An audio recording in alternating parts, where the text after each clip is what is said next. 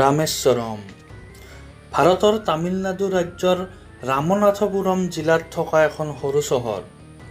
Mainland ভাৰতৰ লগত পাম্বান চেনেলৰ দ্বাৰা বিভক্ত কৰা পাম্বান দ্বীপত অৱস্থিত এইখন চহৰ। এইখন চহৰৰ মহাকাব্য ৰামায়ণৰ লগত বিশেষভাৱে জড়িত। প্ৰবাদ মতে ৰামে ৰাৱণৰ লগত যুদ্ধ কৰিবলৈ যাওঁতে এই ৰামেশ্বৰমৰ পৰা এখন বিশেষ দলং সাজিছিল। ৰাম ৰাম লিখি দলিয়াই দিয়া শিলবোৰ পানীত ভাহি উঠিছিল আৰু দলংখন তৈয়াৰ হৈছিল। আমি এই প্ৰবাদৰ সত্যতা বিচাৰ কৰিব নাযাওঁ। ৰামেশ্বৰমত আজিও এনেকুৱা শিল আছে যি পানীত ভাহি উঠে।